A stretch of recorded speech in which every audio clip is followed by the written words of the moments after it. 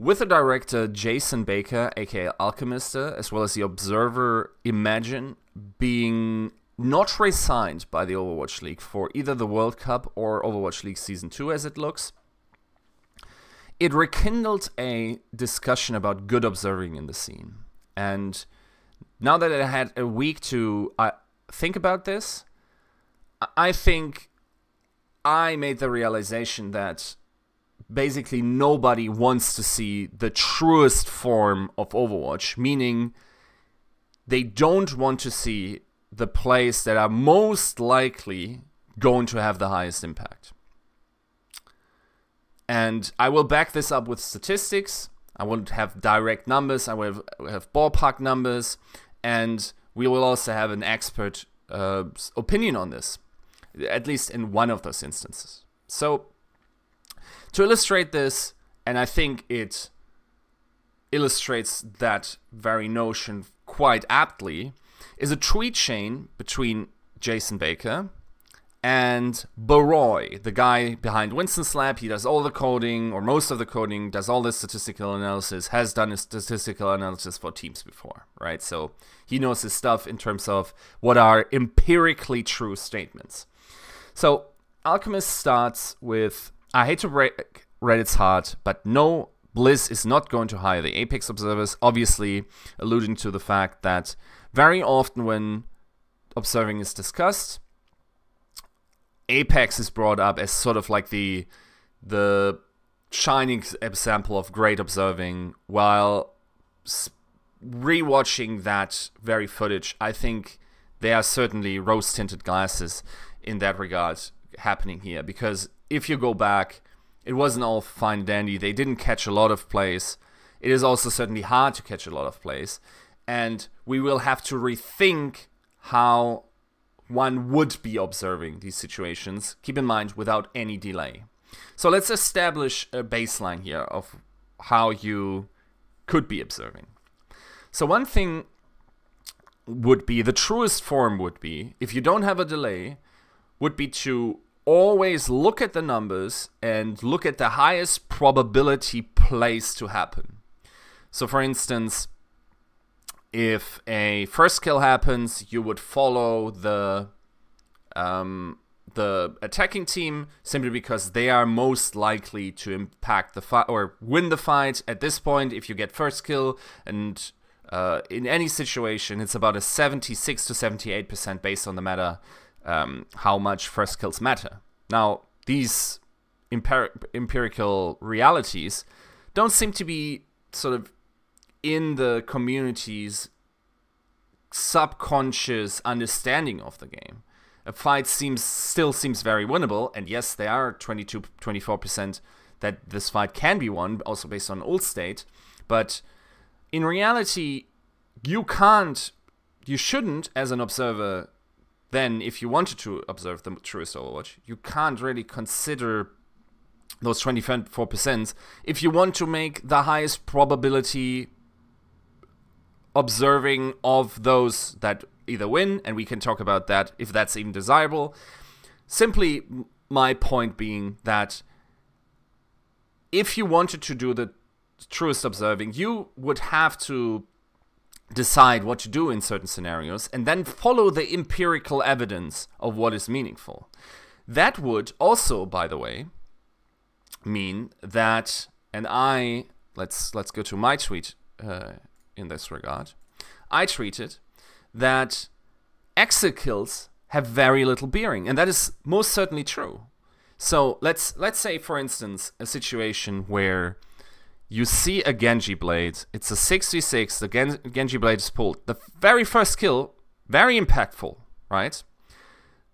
The second kill, yes, it almost then seals the fight. I think 6v4 is, if I remember correctly, somewhere in the high 80s. And then if you get the third kill, basically, if you were to observe the truest form of Overwatch, you're not even going to continue observing the Genji anymore. Yes, that's the only play that's happening, but there might be, for instance, a play from the previous fight which you couldn't show, which would have a higher likeliness of being impactful. But that doesn't feel like that to us, right? We want to see these 5k, 6k Genji blades to its entirety, even though, strictly speaking, this is absolutely a misplay. No Genji blade that was ever ended in 6 guys of your team being alive and 0 guys of the opponent team being alive, and also add the caveat that the fight cannot be, in that scenario, the last one when the time ticks down, so it shouldn't be overtime, and it then wins the map for you. But if it's a normal fight in a round with still time left, you should basically never clear with the ultimate, simply because your team is not gaining any ultimate charge based on that situation, because you're obviously clearing with your ultimate and you are not generating ultimate charge for your. So if we were to observe the empirically true, after 2 kills from a Genji blade and no counter kills, you probably have a lot of airtime here to do more important stuff, like catch up on an outplay. Well, would you like that? So, for instance, I say audiences have wildly inaccurate perceptions of empirical realities. I just mentioned one of those aspects, but appreciate the romance of the moment. Well, this is an important one, right? So, certainly a sort of beauty in these blades, for instance, are to be appreciated. To catch, for instance, the Prophet play live is to catch what I think most people want to see out of the game of Overwatch. And in a perfect world, these plays would not only be sort of predictable, and we would, for instance, have maybe an observing delay, but that couldn't happen because of live audiences, obviously.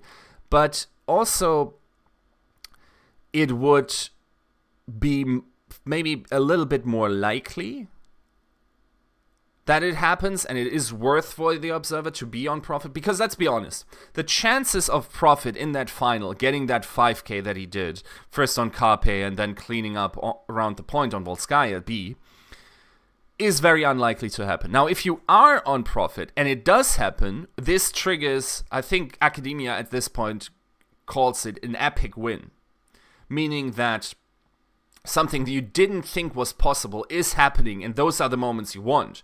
So, simple probabilities don't help us here. You want to sort of take a gamble on low empirical realities, but then have the upside of the emotion of the moments, of the romance of the moment of this happening in a grand final where Prophet suddenly comes over the top, right? You want to take that gamble, and if you can catch that gamble, then you've probably done your job right.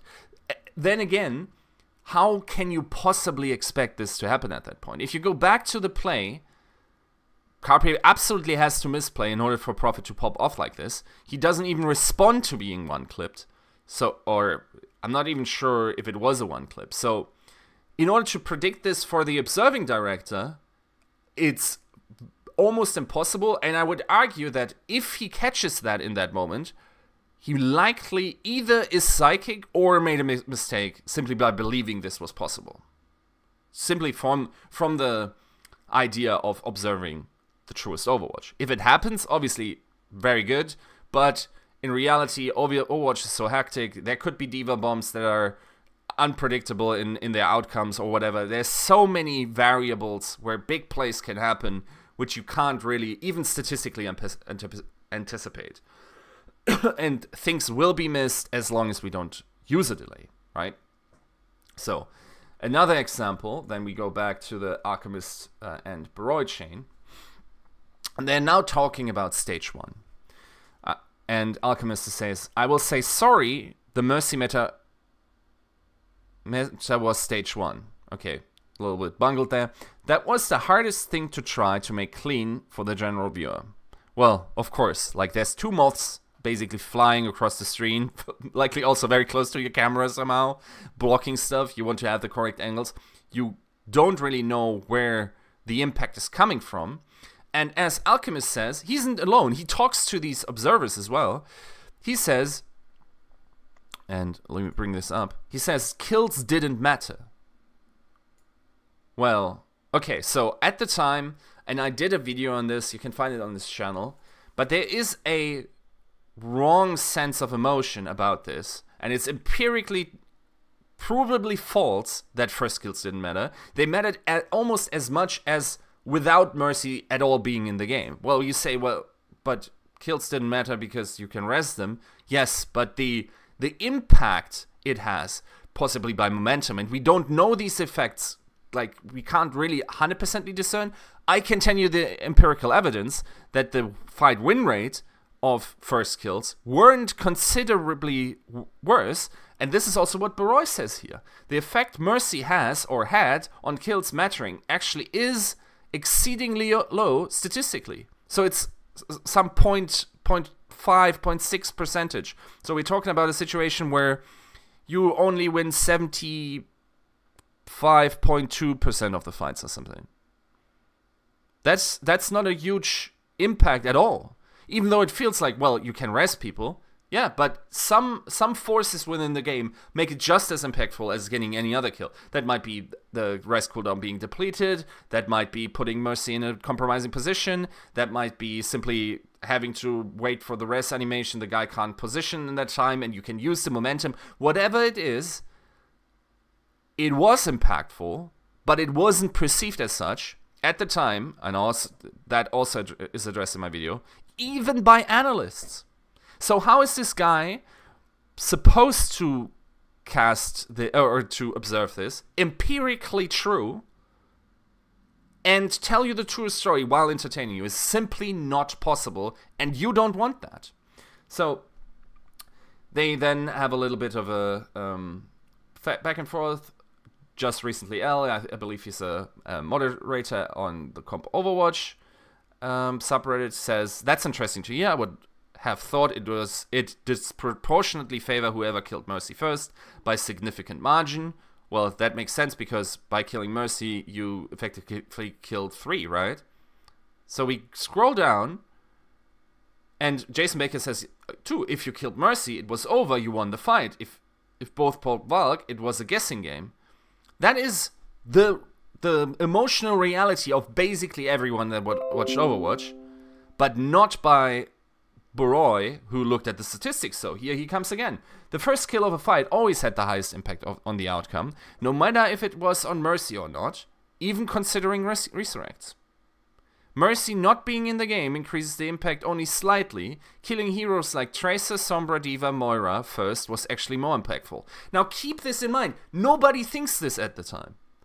Nobody thinks that killing anyone else but Mercy first. The idea is, but Mercy first was killed, we have 100% lost the fight. No, actually, apparently, according to Baroy, Tracer, Sombra, D.Va, Moira are more impactful in that regard. So, once again, if you were to observe these situations, you would have to take a very different approach, right? You would have to sort of not maybe focus at all on the Mercy, but focus much more the camera on these other heroes that have a higher statistical impact when they're being picked first, right? Or you look at who takes the picks first, and if he is, in fact, gunning for the guy that's the most impactful. Everyone thought it was Mercy. Nope, it wasn't, right? So we keep going in the tweet chain, showing the end results and showing who is going to be the one to carry. That is 2 different things. Here is the core point, basically, of the 2 types of ideas between roughly, let's say roughly, showing something entertaining and showing something that is actually empirically true and most of the time will be true. And these sadly don't converge that often in Overwatch because of how the game is basically made up. At the very core of the game, there seems to be something that where this happens. Okay, and then yeah, they just clear up some confusion. So okay, so in that regard, to just put a bow on it, right? Statistical impact, or rather unraveling what is actually true about the game, isn't in the current format, and I am going out on a limb here, has never been, in the history of Overwatch, been the most fun experience for anyone. If you were then to empirically look at what others to think, I guess I can go up because this also caused some controversy. The casters did not want that style of quick tracer cutting, right? And the general viewer didn't want that either. I have data, so they probably have focus groups or something, or have some sort of feedback that has statistical telling power and has some empirical underpinning or like explanation what is generally considered to be the best observing, which, by the way, obviously, once again, vocal minority on competitive Overwatch, doesn't necessarily have to be the vocalized form, right? So it is certainly a situation where it's certainly hard to find the correct types. What I do know now, though, going through the data, looking at what is most impactful, if someone was to observe it that way, you wouldn't have fun with Overwatch. You would probably only have a top-down map. You would have the sidelines, and you would see, for instance, is the Widow, who's most likely going to have a first kill, for instance, for some teams, where the Widow of that team has the most first kills. You probably want to witness that. So you would be sitting on the Widow the entire time. You don't go off. You maybe have probability factors of someone being in the backline, therefore having a higher increased chance to get a first kill, depending on where everyone else is looking. But you would then have to converge the sidelines onto that mini-map. And because of the probability, keep in mind, even the best first kill guys only get like 17% of first kills in any given fight, and that's already an outrageous thing. So if you haven't previously decided if you want to observe offensive or defensive, you go to the first kill guy based on the hero, you sit on him, you wait for him to make the highest probability first kill, and then go from there, right? You would stop at a difference of 3 players, because the fight is basically over then. For 2 CP maps, it is already, like, if the offense is 2 down, you can stop observing, you can show other plays. That wouldn't flow well, would it? So that's my entire point here. If you want to observe Overwatch in the truest form, you would have top-down maps, and nobody would be enjoying that in the live broadcast. Thanks for watching.